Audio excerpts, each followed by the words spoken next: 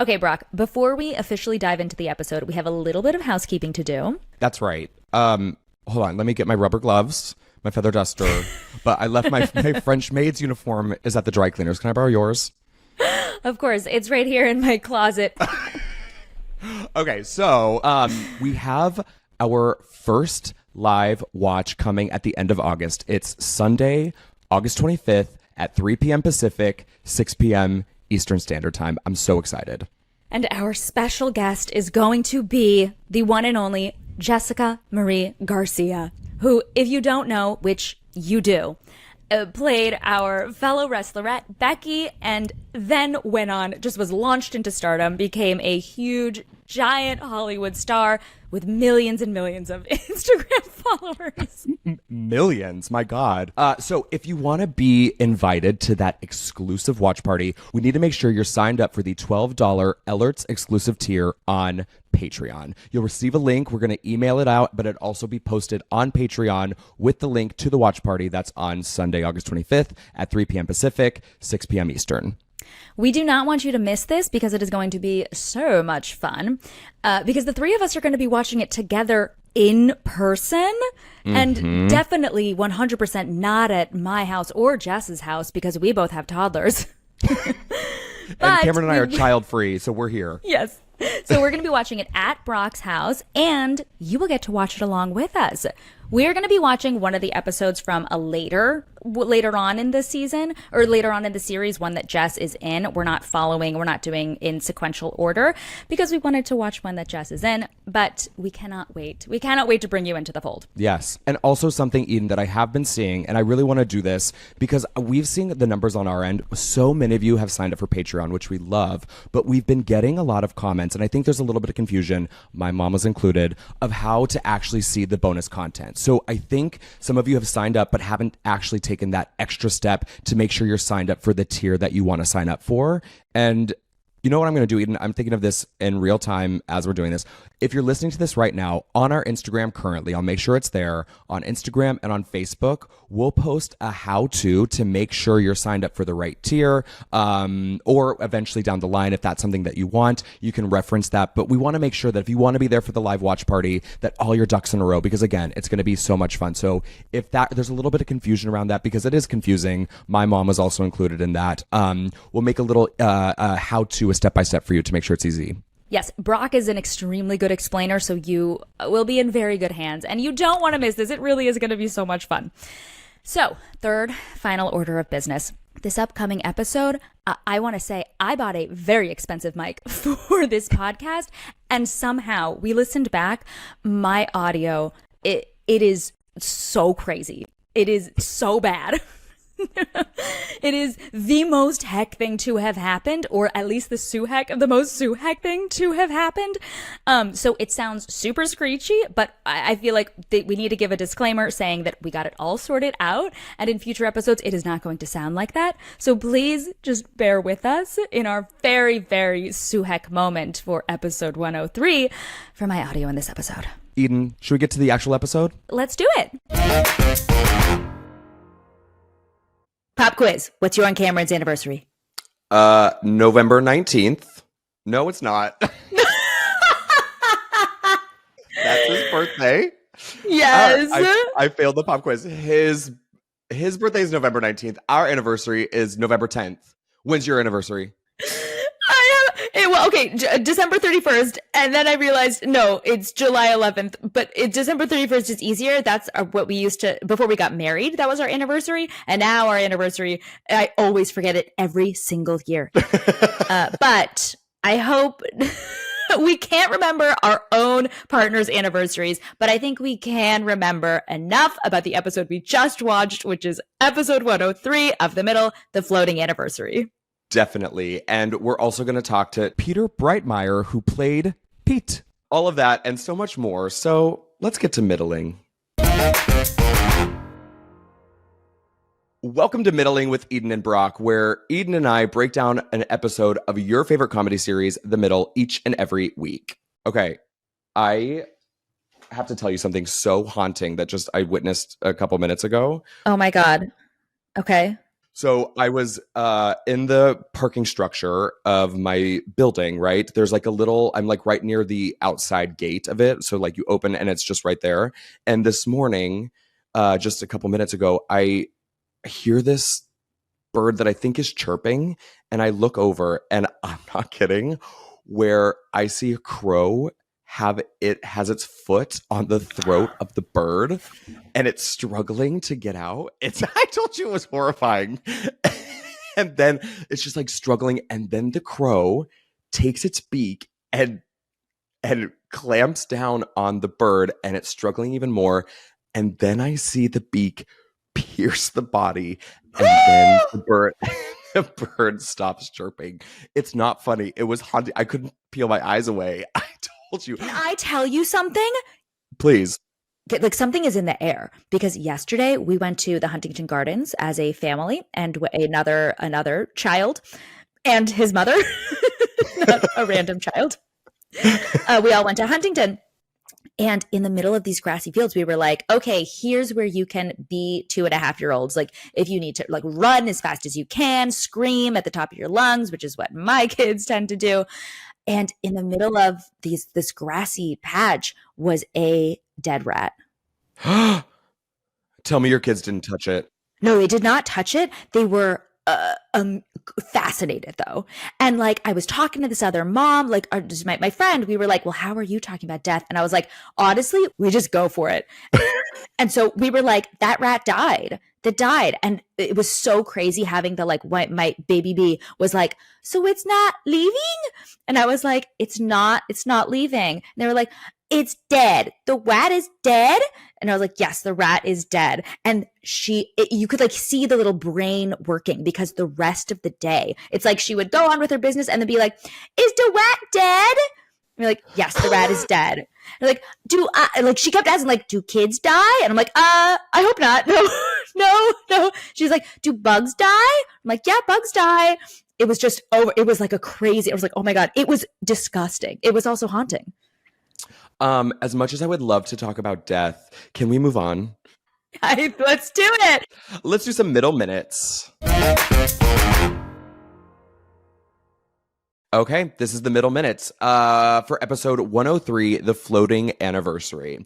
So, the romantic anniversary getaway consisting of a hotel room and rug shopping expedition that Frankie and Mike have been planning for ages come unhinged when Brick gets sick and Frankie's psychotic aunts and their dog Doris require constant attention. Sue has a crush and doesn't know how to tell the boy and goes to great lengths to tell him. And girl, you sure did. Oh yeah. I forgot about this plot. So I was just watching. As Sue was like, I'm going to do a grand gesture. I was like, I have no idea what this grand gesture is. I have no about the shirt. Well, I mean, we'll get into it, but I was truly just watching it I was watching it happen. This episode was written by the very talented and very neurotic Rob Yulin and directed by the fabulous, legendary, if you know anything about sitcom directing, TV directing at all, the truly legendary Gail Mancuso. Yeah, she's fabulous. The guest cast, we, of course, again, have Brian Doyle Murray as Mr. Ehlert, Peter Breitmayer as Pete, Jeanette Miller as Aunt Edie, Frances Bay as Aunt Ginny, and Thomas Mann as Brendan Nichols. Ooh, what a name. What a crush name. Yeah. It aired Wednesday, October 14th, 2009 at 8:30, 7:30 Central. And the viewers... we stayed the same. We stayed pretty solid. 6.77 million. And then top movie of the week, Couples Retreat. Never saw it. Top song of the week, Down by Jay Sean and Lil Wayne. Haven't listened to it beyond my high school dances. No. And I can't believe they bumped. I got a feeling. They bumped the Black Eyed Peas. I know. Okay. All right, guys. Those were the middle minutes. And when we come back, we're going to talk all about the floating anniversary. So let's dive in. Funny episode. The lime green walls, they were taken down just a notch on that color correction, on that saturation. Were they? I feel like they were. I think so. Maybe. I don't know. It totally looks the same to me. Green is green. Lime green is lime green, no matter how bright it is. Okay, first impressions of this episode for me personally, this is what I walked away with. or like my instinct when the episode started, I kept watching it. I forgot how heavy the voiceover was in the beginning of the series. Those are my notes. Really? I wrote it down when you're like, Mom, I have a question about a boy. And Patty talks for a minute in voiceover as she's like looking. I forgot how much they used it. I can't believe we had the same note. I mean, it is truly like, it's not like distracting. I wouldn't call it but it definitely was, it was heavy. They used it. And it makes sense that like they stopped needing it as sort of, they realized like, oh, it's sort of it can be a crutch and they don't need it because we are so good. Well, because I some of my like the recent memories I have of like the later episodes, because that's closer to the present day, there were some episodes, right, where there wasn't even a voiceover period. The episode just kind of started. So sometimes, and they like never took it away completely. Like there was still sometimes the voiceover, but I do remember there were episodes being in the later seasons no voiceover whatsoever. And so having that as my memory of the show juxtaposed with 103, where girl, half the episode is her in voiceover. They also do a lot of her in her head, like not just voiceover, but like it is. Yeah, I think the monologue you're talking about, like her staring at me, her staring at like thinking. I just need to say that was something that like kind of relating to the thick or like the heavy voiceover in those first few seasons. I had to memorize so many lines that never made it to the screen, that did not matter at all, that were purposely, they just had to write it to like fail in case they wanted to cut to me speaking. Totally MOS, totally no sound at all. But I had to be saying real lines. Like had to be really saying the like, Mom, what do you think about this plan? And here's the plan and here's what I'm going to do. I had to memorize them for nothing. Just in case like they wanted like you in the background, or like they were going to pop to you in the middle of her voiceover or something. Like her voiceover would play over me. So maybe like a zoom in or just like, yes, but never was going to matter. I forgot how much I had to memorize for no reason. Yeah. But it's good practice. It is good practice, especially with a show like ours where being word perfect was a requirement, right? It like has truly set me up for success for auditions and other jobs where people are skirting around the lines and I go, that would never fly on ABC's The Middle. No, it would not. Oh God, if Eileen and Deanne were in that audition room. Yeah, whenever I had a friend audition for the show, they would be like, any suggestions? They would also be like looking to me of like, what can you do? And I was like, I am not Patricia Heaton, so I can't help you get on the series, but I can coach you on what to do in the audition, and it's to be word perfect and to know the tone of the show. Yeah. Okay, so diving into right at the beginning of the episode, Mike's character is established, but there are things, it makes it sound like he's a mean person. He's not a mean person, but like him giving an anniversary card right from the get-go, I was like, I feel like that's not Mike. But then they cut to like the flashback of him looking at like the anniversary gift that he got years ago, completely destroying it and ripping it a new one. And I was like, there's Mike. Honestly, very Neil. It was very Neil because Neil does. I made him a birthday video one year. I like spent so much time. I got all of his friends and family. They actually made an episode about it, but I did it in real life first. I got all of his friends and family to record little videos. I spent a month, maybe months, editing this video together. I thought it was very funny, very well edited.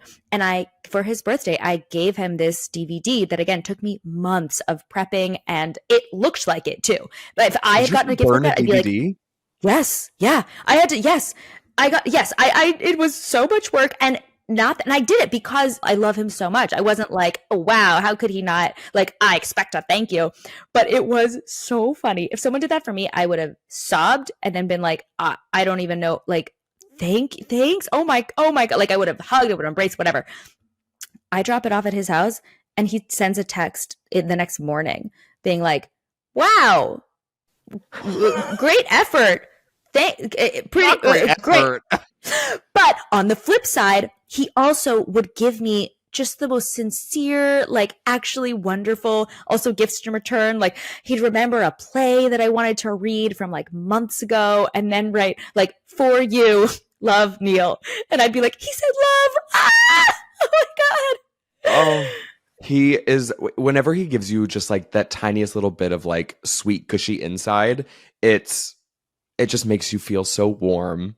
It does. I met his sister who came, like, I remember meeting his sister who came to set, and she lived in the town next to us growing up. She had still lived there. So we like connected on this level, and she was super nice and down to earth. And I was like, oh, Neil makes a lot of sense. Once meeting her, once you can see like the periphery of where they grew up and their family around them, Neil as a human being, I was like, I get it. I understand him completely now. Every time I hear a new Neil story, I'm like, oh, you are, yes, everything checks out. There's never been a Neil story where I'm like, that's off brand. Like everything is extremely, extremely on brand for him always. Okay, so Frankie takes Brick to work. That made me laugh. The reveal of pulling out from like setting him up in the car, that made me laugh. And then we have your storyline where Sue meets the cutie patootie of the 7th grade of Orson Middle School, Brendan Nichols.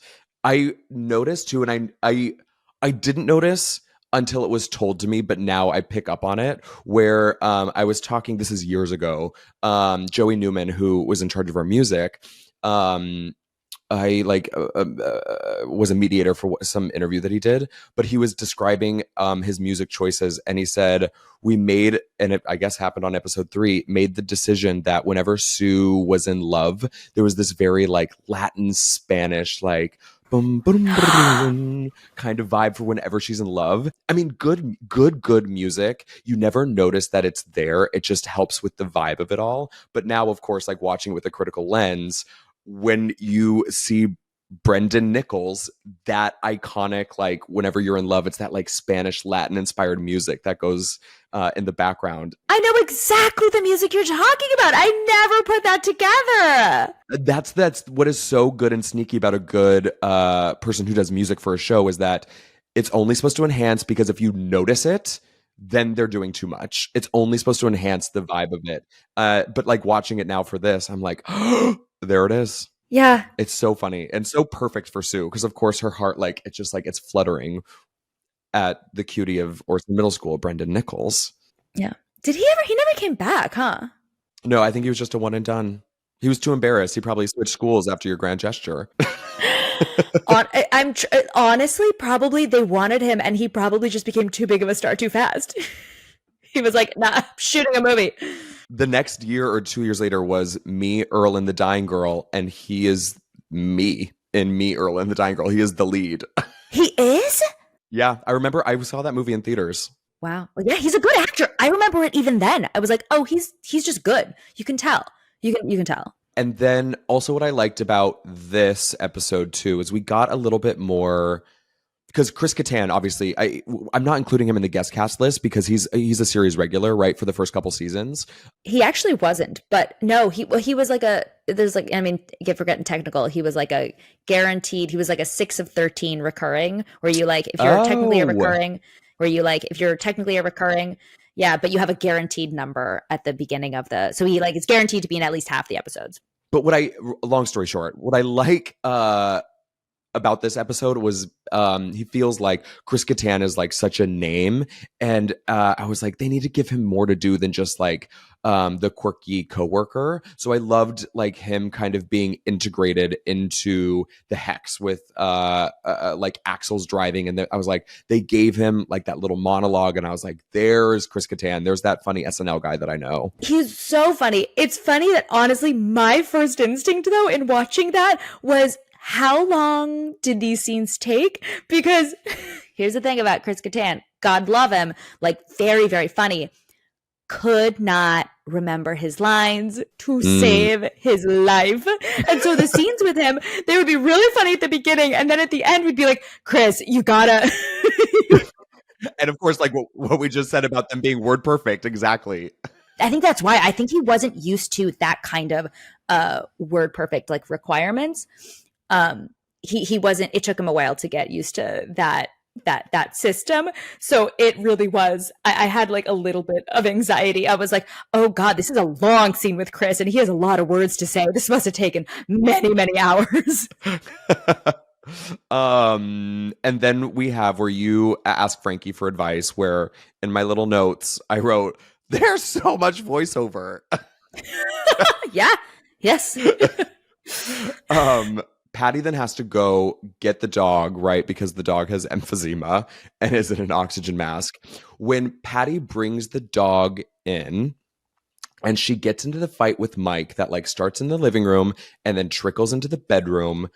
I wrote down the line because she said, the vet said she has to be in a smoke-free environment until she regenerates lung tissue. What could I say? I audibly went, I said, there's the writing, there's the acting, there's the pocket, there's the tone, and everything, like the dynamic with Neil, all filtering through into that bedroom scene fight.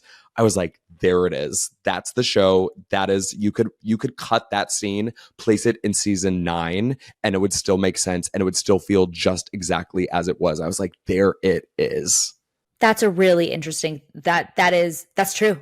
That is true. I feel like there are a number of scenes where it could be like, oh yeah, this is kind of timeless. But then once we got into the later seasons, it sort of is like, no, this definitely has like the characters evolved in a way that it wouldn't make sense. Like some scenes from the beginning wouldn't make sense then. But you're right. Some fundamental things that absolutely could have been anywhere. Could have been anywhere. And I think it was a combination of the writing and then the chemistry between Patty and Neil and what they kind of knew their relationship on screen was. I was like, there it is. I audibly went, and then I wrote my little notes on my laptop. Okay, wait, I have a question for you. So the next scene is you getting advice from Neil. And I think I remember you saying that your favorite scenes to do were ones with Neil, correct? Yes. I, honestly, that's a weird, if I said that, I believe that I said that, but there were a lot of people that my favorite scenes were with. Like towards the end, I had favorite scenes. It depends on the scene because then my days with Charlie, my days with you, but there is a genre of scene. Whatever you're about to say, I probably did say. There's a genre of scene with Neil that were just like top of my list. I loved. The dynamic you two have, like I felt so dropped in where he is saying probably nothing sexual. They don't want to know about any of that. You know, it was. I watched this last night with Nick, and Nick is not a laugher. He is not a laugher the way we are laughers. Like he is not, which is, and that's, I mean, he's a comedy writer and he's like very lighthearted and he laughs at the things I say sometimes. But when you do get him to laugh, like, you know, it's a real laugh. And he laughed at that. And I was like, that is a funny line. That made me laugh too. Yeah, and just Neil's dry delivery is what makes it all the better. You know what else Nick laughed at? Was the reveal of the shirt. Oh, the joke where it was like you in the heart, and then you turn around and it says forever, that one? Yeah, no, but he laughed even just at the front of the shirt. And so did I, because I forgot. I was like, I don't know what I don't know what this plan, the one that like we don't hear the plan because Frankie has voiceover. I don't know what this is. I don't know. I forgot. So it is actually that's a funny reveal. It's a ridiculous shirt. Because I laughed out loud. Sure, the shirt, but then when you turn around, again, it's that rolling laugh. It's that joke and then another joke is when you turn around and you go to take it off, like to go back to your room, and it says forever in like glitter writing. Glitter. Ugh, bane of my existence. And then Frankie has her 15-minute spa day with the maxi pads on her eyes in the bathroom. And then, of course, in true middle fashion, all hell breaks loose when she comes up for air from the spa day. And then, of course, we have your grand gesture. Yes. I have to say, watching that again, so many things are giving me anxiety, but it's like not real anxiety. It's more like, this is so funny that this gave me such anxiety because they handed me a physical CD when they were like, here's what you have to sing. Do you know this song? And I was like, yeah, I think I know the song. And they were like, of course, Eileen and Deanna are like, you have to know it. You have to know. Like, you have to make sure you know it. So they gave me a physical CD of this one song, of the famous song. What is it? The Carpenters, the Beatles, everyone did this song, the Why Do Birds Suddenly Appear? And I listened to that over and over and over and over and over again. And I sang it. And I was like, was that good? Was that funny? Because I didn't have a lot of lines this episode. A lot of it was just like facial expressions. And so this was like, okay, I have to make this good. And then I did it, and seeing how little of it actually made it, actually mattered. I sang like 3 lines. I sang a lot more on the day, but they aired as they should. Like, it shouldn't have gone on forever. They had like 3 lines of it. Also, not to mention, if they used more of the song, they'd have to pay thousands and thousands of more dollars to do that. And if I were more seasoned, like had I been more seasoned, I would have known that. I would have been like, they're not going to use more than 3 lines because there's no way they have more than $20,000 worth of budget for this scene. And I not forgot, but like it brought back a memory of, you have a great voice. Like, you have such a great voice.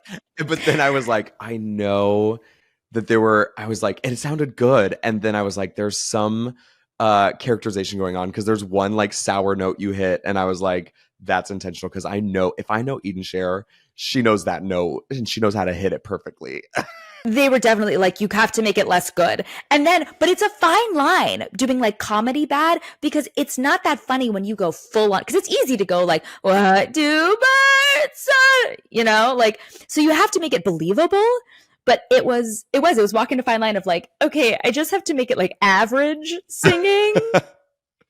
And so what then I also wrote down was, I forget when you mentioned it, last week, 2 weeks ago, where characters in sitcoms, you start and then you end up right in the same position. And I don't know if I would have noticed it had you not mentioned it otherwise, but the show starts out with Frankie making 3 sandwiches, and in the final scene before Mike kidnaps her, she's making 3 sandwiches. So like, she's going back to what she knew, and I was like, there it is, and a literal demonstration of we start where we end. It's an art making it, tricking you into thinking that something happened when actually that's the point. Like, actually nothing changed. Nothing changed. Everything's the same, and that's why we all love sitcoms. And then just to finish it out again, they have the wonderful moments from Mike, which also I think we had an even bigger payoff this episode because of the fight, because we just saw a little bit like of an uglier side, or more of a dry side from Mike,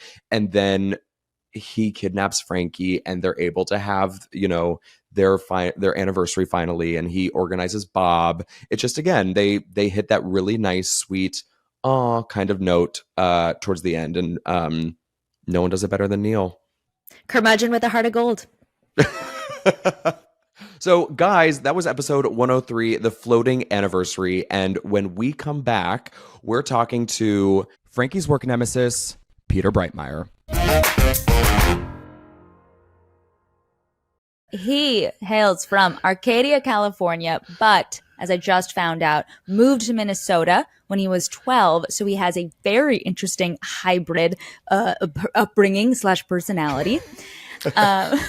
After spending 8 years working in those Twin Cities, which I had to check if it was Chicago or somewhere else. Chicago Moline as opposed to Minneapolis St. Paul. Yeah. Sure, yes.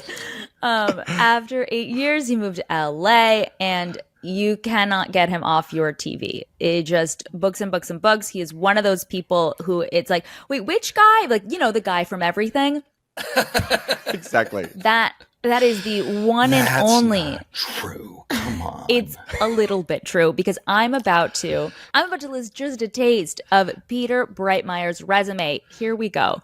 We've got commercials, we've got VO projects, and here are some features in TV. We've got Jingle All the Way, Charmed, Angel. Ooh, Angel. Oh my God. Mm-hmm. King of Queens, Boston Legal, A Serious Man, Mad Men, Desperate Housewives, Horrible Bosses, Fargo, Fantastic Beasts and Where to Find Them. What?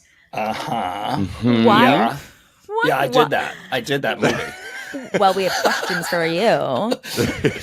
Why Women Kill and Beef. And of course, the reason he is here today, a glorious 13 episodes of The Middle, playing Ehlert Motors' top salesman, Pete. We have some questions for you. We're going to start with some questions about The Middle, and then we're going to get into a little more about you personally. First and foremost, this is, we always ask the first question. Did you have something to say first? No. Okay. No, I'm just listening.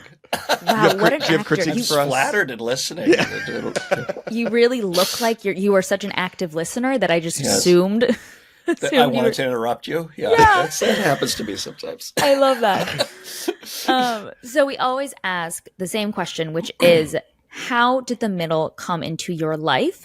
And before I ask that, I guess I will just ask, how did the middle come into your life? Because it's so interesting that your character is Pete and you are Peter. So tell us about this. Well, I mean, like so many actors, I got a call from my agent saying you should go in to be seen for this fun new show called The Middle, and there's this kind of part a-hole, part charming character of a used car salesman.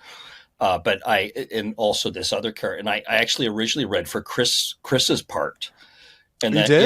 yeah, I did. I read that was the first part I read for, and they were like, "Let's have him read for this thing." And I went in, and the producers really liked me, and I really liked them, and G. Charles was really sweet, and just like anything else, it's like they had me come back. Like, I think once or twice, maybe it was twice. I think it was just once. And then it was like, you're going to do this pilot. And I'm like, that's right, because I've never done a pilot before. Yeah. So Well, first that's time like I'd every ever actor's dream, right? Yeah, I'd never done a pilot, And Is that real? Yeah, at that time I'd never done a pilot, and so I was like super stoked. I mean, it wasn't for a regular, but it was for like a good guest star. They were like, well, you're probably going to be recurring if it goes. I'm like, that's great. And then the pilot was super fun, and I got along with Patty really well, and I got along with everybody else. And your chemistry with Patty is fantastic. It's really, really funny. We've been going through and watching, these episodes, and especially towards the beginning when you're so heavily featured, it's so fun to see that dynamic. Especially like also you and Bob are so dissimilar as well. So that's a fun dynamic that you play and that you do really well. Yes. And Mr. Doyle was a lot of fun to work with and meet, and we would have the oddest conversations over on the side about books he was reading and stuff like that. It was just really funny. We had an entire conversation about the vector control or vector control of Los Angeles, because he was talking about calling. I don't know why I'm getting off on this, but I just remember laughing, thinking, I'm talking to Brian Doyle Murray right now about vector control in Los Angeles, because he's telling me a story about how he had to call them to have a bunch of hornets killed out at his property. And it was just the strangest thing. Anyway, so that was it. It was exciting and fun, and then it just kind of rolled from there. I wish I'd have done more than 13, but I was happy to have 13 of them. I will say it was a sad day. It was like, the arc of the show. I think it made sense for her to leave, but it was sad. It was genuinely, I hope it was expressed to you in an adequate way how sad it was to leave a number of the Ehlert people. It was genuinely, it was talked about on set. We were like, oh that's man, sweet of you guys to say that. Yeah. It was sad. I was obviously broken. I was like, oh. And I kind of, my agent kind of called and gave G some about it, because they sent that last script where she gets fired, right? And nobody had said anything contextually about what was going on. And so then they sent the script, and I called my agent and said, have you read this latest script? She's like, no, I didn't get a chance to read it. Well, you should read it. It's a very good script, except for one thing. Yeah. And so then I was invited to come to the table read, and I was like, I'm going to go to the table read, and I'm going to be fine and everything like that. And I think like Brian wasn't there, and Chris, I don't think Chris was there either, but I was there, and I was sad. And I walked in the room, and Patty looked at me, and she went, yeah. Like, no. Maybe I'll come back for a kid's birthday party or something. I don't know. Yeah. They didn't bring me back near the end, because remember they were bringing your brother in to buy a car. Yes. And Dad came in with him, and we had one. Right towards the end of the series. One more episode near the very end of the series where he came in to trade in the RV for a regular car. Do you remember that episode? I've not seen anything past season 2, so this is all new to me. but but I believe so it. walk me through that, like, because you and I are kind of in the similar boat where I was recurring, right? And it's got to be like, it's a really nice high point career-wise. And then what does that feel like emotionally when you're like, oh, okay, so it's now over, even though they are continuing? How was that for you as an actor? It was rough. It was really rough. I was trying to like chin up, and I kind of was sort of like, I mean, I'm the kind of person who is like, nobody talked to me before the table read, and the only way I found out was reading the script.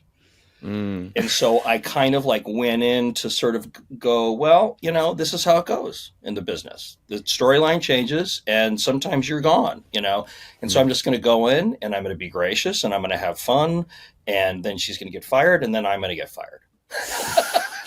And so, it was hard, but I knew that other things were going to come, I mean, I'd done. I will say it is hard to know that in the moment, though, because like you're feeling all these emotions. So stepping back from it now, obviously years later, that of course is the case. But in the moment, it's a sting. I'm sure. In the moment, it's a total sting, and of course you go through all the insecurities of like, did I suck? Is that what's going on? And you kind of go, I don't think it's because I suck, because it's just a story shift that she's not going to work there anymore, and so it's like. Obviously, the dealership still exists in the world, so maybe they might have something come back to it, but they're not really going to make a point to do that, and because she doesn't work there anymore. Yeah, they weren't having like a fire to Ehlert's and everyone died. Well, I appreciate you guys saying that, because that's nice of you. But watching these episodes, it's like it's so. I don't know, my actor brain always kind of goes to things and I go, okay, so this like smarmy, arrogant, used car dealership guy, I feel like it's very easy as an actor for it to feel very like metropolitan almost. And the character can't feel metropolitan because he's still in the Midwest. No. I think you handle that quite well. Thank you. Where like you still get that essence where it's a little like, oh, he's kind of an but like you're still likable, but you don't feel like you belong in New York. You still feel like you belong in Indiana. Yeah, and I'm from the Midwest, so I know those guys. I mean, that's why I was able to, like, when I first read for Chris's part, and then they wanted me to read for this one, I completely could shift into this guy, because I've met these guys, I know these people, I know this kind of person, this kind of like he thinks he's the cock of the walk. And one of my favorite things about the whole show was every time I came in, they had a new fancy, smancy, ridiculous blazer for me to wear. Do you remember that? I know always wore like every color under the sun. I wore every possible color, like orange and bright yellow and green, and like big ties, and just like, does he just think his closet is just packed with obnoxious clothing that he thinks is just great. Probably from like a J.C. Penney's or something, or a Dillard's. Yeah, exactly. Yeah. He only went to but not a Ross. It wasn't even a JCPenney's. It was like a Nordstrom Rack. He went fancy. Yeah. But he would never tell anybody he went to, like, he would just, it was like everything that he had, like, where'd you get that? Oh, you couldn't afford it. Yeah. On that note, I do have to say, you both said it, but it's a real fine line. It's a real skill making a character who is so, like, you said, like annoying on the page, just be so fun and likable. And you just did it that's so sweet. Thank you. So beautifully. Yeah. I did have fun. I just knew that I knew he had to be a likable guy that people were familiar with, that ultimately, like, he's still, he wants to sell cars, but ultimately he's a good guy. You know what I mean? And I think it was a testament to you that, like you said, like, her leaving the car dealership was the opposite of personal, especially for you. And every time they had her at Ehlert's, I'm pretty sure, I don't know, again, I haven't seen it past season 2, but they made a point, if she was at Ehlert's, you were there. You had to be there. They had to see that. Yeah, I think there was only 1 or 2 episodes, maybe 1, and maybe 2, where they had her interact with Brian Doyle Murray, and I wasn't anywhere around. But those were like really, like, she only had 1 scene at the dealership and it was just 1 interaction, But otherwise, I was always lingering. My favorite is when I catch her in the closet on the phone talking to the school. and he walks in and she's been trying to handle stuff at home while she's at work, and I catch her in the closet, and she's standing there, and I just look at her and I just kind of go, Mr. Ehlert. Like he's gonna go tattle on her, like they're in high school or something. If it means you getting ahead, then of course you're gonna do it. Exactly. It's so funny. I just love that. From your time on The Middle, is there something that you learned either from a fellow actor or a director or your time on set that you still take with you and bring to the jobs you're booking now? Yeah. I watched people. I always like to watch people really closely, because even though I started that show in my 40s, I still am always amazed at how much I learn from watching other actors and watching directors work. It's just forever. You just keep learning things about, and sometimes it's really like acting work or about discipline or something, but sometimes it's just about technical things that people are really good at to work in terms of working with how the cameras are set up. And like you watch that and you go, oh my God, they just did that. And that simplified that. And suddenly that like made that speak in a way that, and so, yeah, I think I came away with a lot of stuff, but I mean, mostly that I've always been really good at preparing and being ready, because I insist that I'm not going to be the person that slows things down. I'm not going to be the person that like has problems with the lines or doesn't know what the hell they're doing or hasn't made strong choices. So even if like I make strong choices and the director tells me to make another choice, I'm going to make a different strong choice, but I'm not going to come on set and not be ready, and I think that was one of the things I was kind of proud of, because I felt like, for the most part, everybody was super, ready to go, And, yeah. And it's funny, we just talked to Patty Heaton. We interviewed her, and she was saying basically too that like, because she was so prepared, Eden was saying that she felt like, okay, this is the standard for the show, that we're all coming in kind of ready to go, kind of on our because again, the show was always very particular. Everyone always asked like, did you have fun little ad libs? And I go, no. They were like, if the line is I can't, you need to say I can't, not I cannot, because the line was written I can't. Yep. And so it just kind of raises the bar for you as an actor to come in and be, dotting your I's. The and discipline your of it was amazing. And Patty set she set the tone for that, for being prepared coming in. And even though, I would talk to her in the trailer sometimes about like learning lines, or she goes, you know what, the reality is, and I believed this because she did Every Liz Raymond for so long, and she's done she's had such a long career. She goes, I never really memorize stuff until like the day of, unless there's a big speech, and then I might spend a little time on my trailer or whatever, but generally it's like I look at it, and she could grab stuff so quickly. And she also, like, how it is, Eden and Brock, when you have sort of like figured out who the person is that you're playing, you can kind of turn a switch on sometimes, and you're in that world. And then it's just, once you're inside of that world and you are given the words you're supposed to say, then it's just, it's like the back of your head gets hit and the words come out, and it all works because you've got yourself embedded inside of the reality of who the person is. And I think that Patty was really good at that, as was everybody in the show.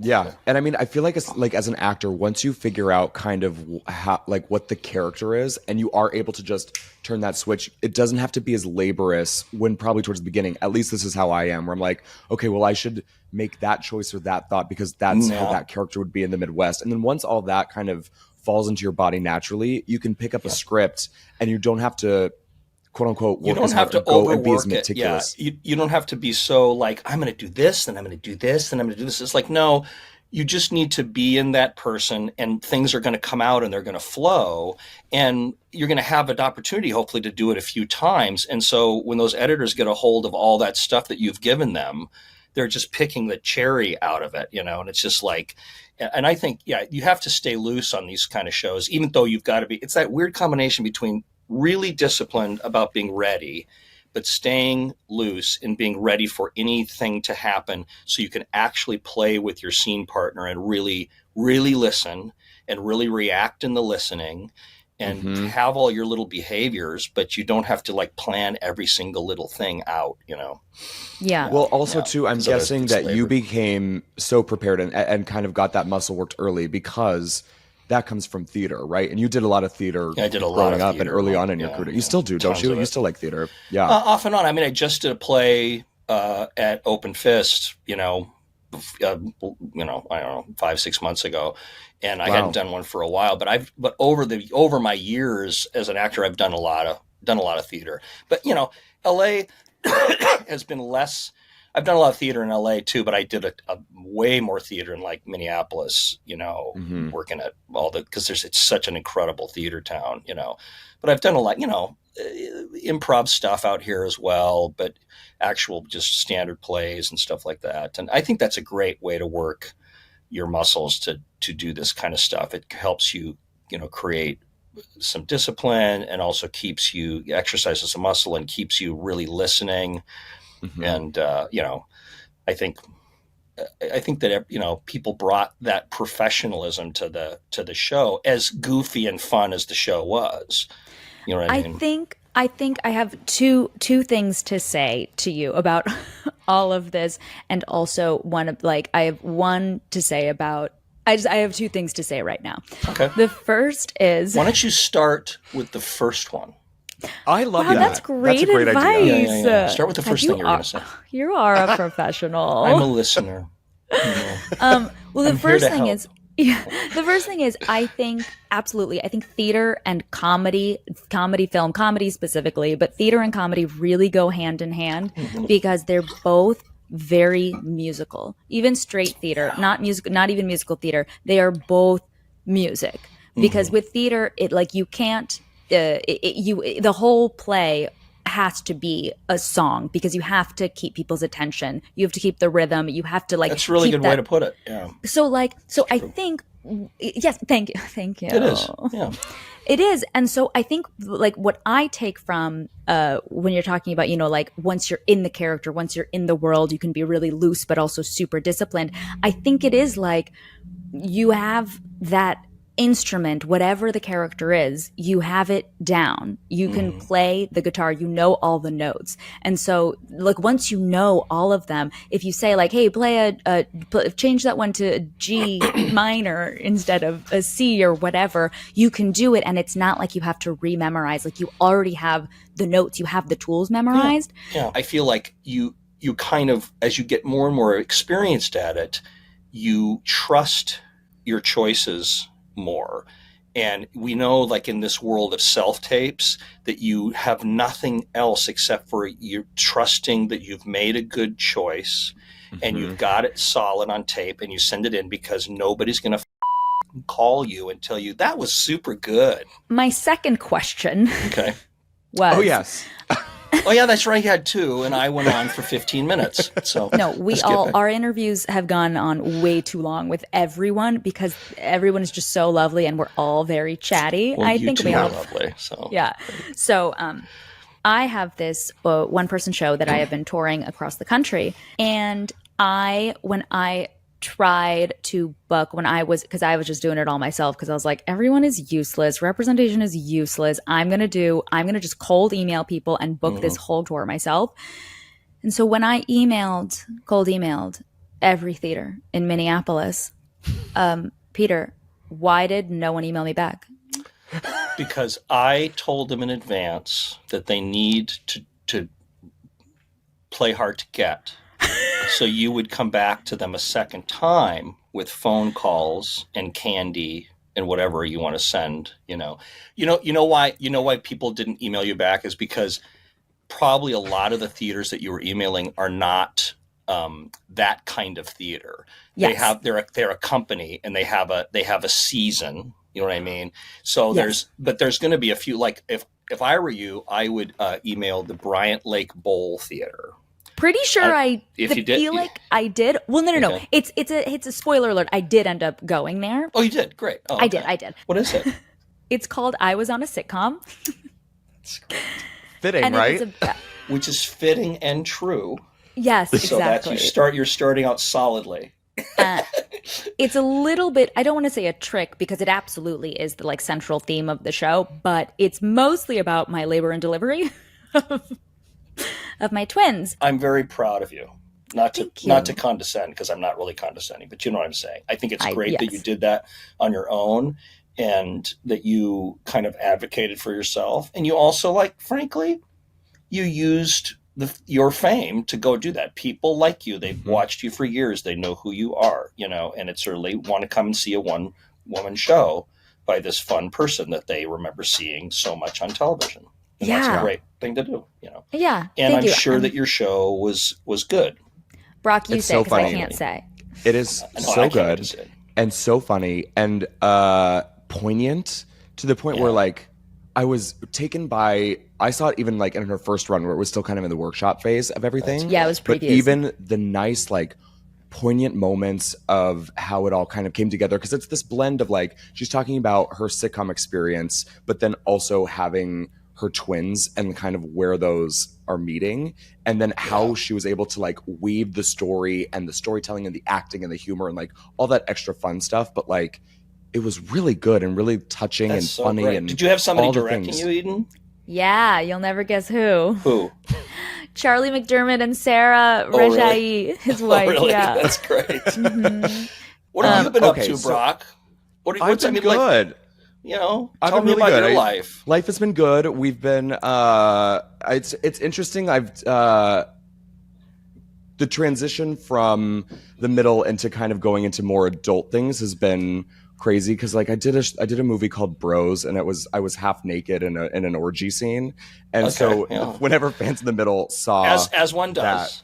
As one does. He was the funniest part of the movie, though. Objectively. Yeah, when fans see that and I'm not wearing my Argyle sweater that Brad usually wears, and I'm naked in, you know, gray underwear, they're a little bit like, that's a little different than I remember you for. Yeah. But I mean, it's been good. Split screen of Brad, you know, with his Argyle sweater, and then you buck naked, just getting it on. Exactly. Okay, so Peter, to finish out every interview, we always do something called the blue bag grab, because the blue bag is famous in the middle. So they're just 5 trivia questions based on your career within the middle. All right, so they're super easy. We're just gonna pull them out one by one. All right. All right. So, your first appearance was the pilot. Do you remember what your first line was? It's a multiple choice question. Ooh, I'm gonna put you ready for this. I'm gonna give you a performance. Choices. Yeah, I'm gonna give you a performance because I'm an actor too, so you know. Yes, yeah. So I hear. Yeah.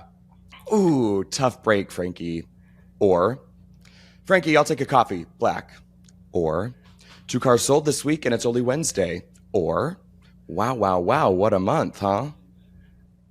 I think it's the first one. Ooh, tough break, Frankie, isn't it? Oh, it's not. Am I wrong? You're wrong. What is it? It's wow, what a month. You have your, I think, probably an envelope with your bonus or your paycheck or something. Yeah, okay. It just... All right, moving on. So funny. Whatever. Okay, anyway, I said all that stuff. Question 2. You've been in 3 different shows, television shows, that have the word middle in their titles. What are those 3 shows? Stuck in the Middle. Yes. That's one. This show, The Middle, and then should I cheat? Look at IMDb. I shouldn't cheat. Don't cheat. You got it. I looked at IMDb. I cheated for you. Yeah. Okay, so The Middle and Stuck in the Middle, and I see it. It's right there. I can't think of it. Stuck in the Middle. It's from the early 2000s. Malcolm in the Middle. Malcolm in the Middle. That's right. And you know what? My scene was with Bryan Cranston. Before he when he was only famous for Malcolm in the Middle. He wasn't like as huge yet. So many famous people. It was a bowling scene, and it was this scene where we're bowling together, and I have to pee really bad, and he has to do all these machinations before he throws the ball. He does this thing where he kisses his ring, and he just flips his hands around. It was very funny, and I'm just standing over there going like this. Come on, buddy, come on. But he has to go through his whole routine. Yeah, he still has his routine. Yeah. All right. Next question number 3. What was the last name of your character in the middle? Wilson. I think it's Miller. At least that's what IMDb says. No, it's Pete. I'm sorry, Pete Miller. Miller Wilson. I went through all 13 of your episodes, and I was scanning through them. How many times during your tenure on The Middle did you not wear a tie? I don't think I think I had a tie on the entire time. Correct. If I ever had I think I had a tie on the whole time, didn't I? The whole time. There was only a couple instances where you didn't have a jacket, but there was every single time without a doubt. And you had a lot of fun patterns too. Bright colors, pastels, patterns, the whole thing. Brock, dude, that was the funnest part of like showing up for work. It's like, what are they going to put me in? What hellscape am I going to create color-wise for this cameraman to go, I can't shoot that. I just can't do it. I felt the same way too, because people don't want to see this. Yeah. Some of the things they would put me in would be these insane like button downs or like mint colored capri pants, and just like they ran the gamut. You had crazy. You were crazy stuff. And I got to tell you, and I'm not trying to blow smoke up your ass, but honestly, you were so damn funny on that show. Thank you. You were so good. You were so funny. I laughed at you all the time. You were just so. There was such a sweetness to this guy in this sense of innocence and wonderful, like joie de vivre, and it just, I don't know. I love what you did with it, because I think you really took it beyond what somebody could have done it in a more caricatured way. You know what I mean? Like you brought that means a lot. It's true. You brought all these characters that we needed to expect from you, but you elevated everything up beyond that. And I was really. You're very sweet. Thank you, Peter. Yeah, you're welcome. That's very sweet. Okay, final question.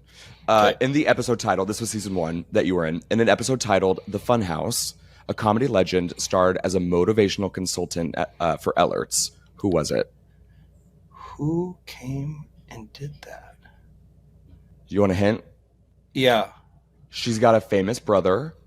Oh, Amy Sedaris. That's right. Yeah. That's right. Such a funny episode. Oh, my God. I remember it now. I'm sorry. It's been so many years. Yeah, she was so funny. Funny story. Please. Early on in the show, it was like the second or third episode, I think. And I went in the makeup trailer, and Patty was there, and Chris came in, and Patty the night before had been on that show, Who Wants to Be a Millionaire? Yeah. And she was doing it as like a charity thing. And so whatever money she won was going to go to some charity. And she came on the show, and they asked her the first question. And of course, the first question is the ultimate softball question, right? And they asked her this question, and it was about what's the color of something that's really big. Like it was practically like, what's the color that's between green and red on a street lamp? On a street light. Like it was that simple, right? And she was so convinced of this other answer. She said, "Oh, blue." And the guy was like, Are you sure? She goes, "Yeah, it's blue." Is that your final answer? Yeah. And she got the first question wrong. So it's broadcast out to the world, right? So the next day in the trailer, we're in the trailer, and Chris sits down in his seat, and I'm sitting down in the other seat, and I've just sort of been chatting with Patty, but I haven't mentioned the thing, And Chris sits down, and he looks at Patty, and he just goes, "So I saw you on Who Wants to Be a Millionaire last night." He barely got the phrase millionaire last night before she just goes, "You."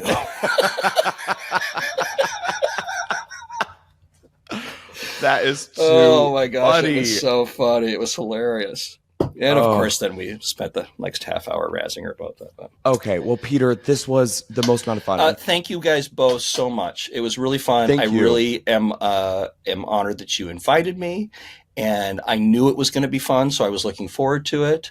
And I am such a story whore that it's really fun to hear people tell stories about their life and what they've been doing and blah blah. And we can all be happy that we were on a really great show that so many people love. My family watched in the Midwest and Minnesota. They watched the show religiously, loved it. Even after I was off of it, they're like, yeah, you're done, but we're not done, And so, we should all be really, really happy that we had that opportunity, Yes, of course, from a career perspective, but it also put us in orbit with you. And I'm so happy to know you, happy to have worked with you. And thank you so much for coming on, Peter. It's been a blast. Thank you guys. All right, we have another great question. This one comes from Jonathan on Instagram. He asks, my question is about chemistry and the depiction of a best friendship and how it's curated for TV. Was there any time spent outside of script reads to develop a level of familiarity to display the genuine connection of friendship? Wow. What a thoughtful question. That is a thoughtful question. I say the answer is yes and no. The answer is like flat, categorically no. Like, is there any intentional time spent outside of the script reads? Like, is there any like extra effort to be put in? That have I ever put extra effort? No.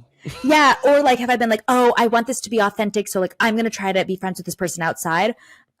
No, absolutely not. I never do that.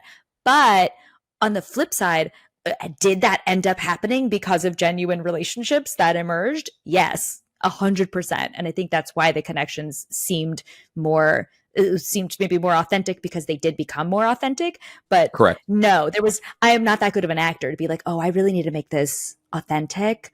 So I should probably try to be friends with these people. No, there were some people that I really was not friends with.